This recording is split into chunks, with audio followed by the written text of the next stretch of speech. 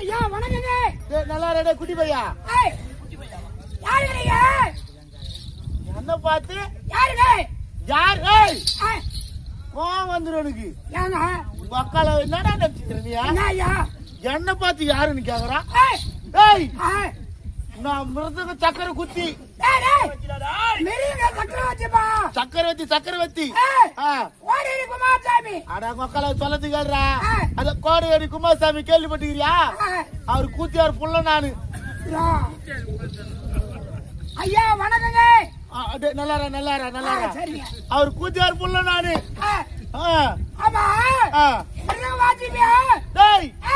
மிருதங்க சக்கரவர்த்தி நானு. எத்தனை பேருக்கு அவனை கத்து குத்துக்கிறேன்.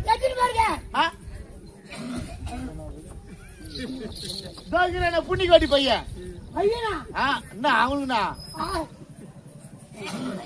புண்ணிக்காட்டி பையன். அந்த பையனுக்கே நான் தான் கத்து குத்தேன். தம்ம துண்டு இருந்து ஐயா வாஜாரே நான் மிருதம் கத்துக்கணும். எனக்கு எப்படின்னா கொஞ்சம் கத்து கொடுன்னு சொல்லிச்சு.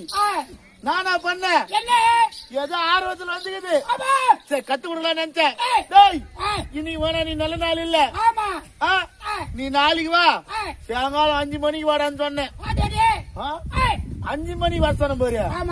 திறனுக்கு போந்த 4 மணில வந்து நிக்குது. ஆர்வம் உன்னை 5 மணி தானே வர சொன்ன. நீ நாடா இப்போ நின்னுங்கிற 4 மணில கேட்ட. அதுக்கு அந்த பையன் என்ன சொல்லிச்சியா? பையனா என்னங்க சொல்லுவேன். ஆர்வத்துல நான் வந்துட்டேன் அப்படின்னு சொன்னான். சரி வந்தது வந்துட்டேன். அவங்க கையில ஒரு 280 ரூபாய் கொத்தாந்து பாரு. நான் கண்டது போன்றதெல்லாம் சாப்பிட மாட்டேன்.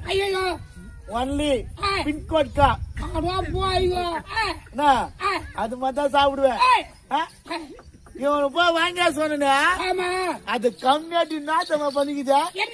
போய் வாங்கின்னு வந்து பாதி வயல பாதி குச்சி முட்டு பாதி மூத்திரம் பேஞ்ச தந்துறேன்டா. அதையும் நான் குச்சினேன்.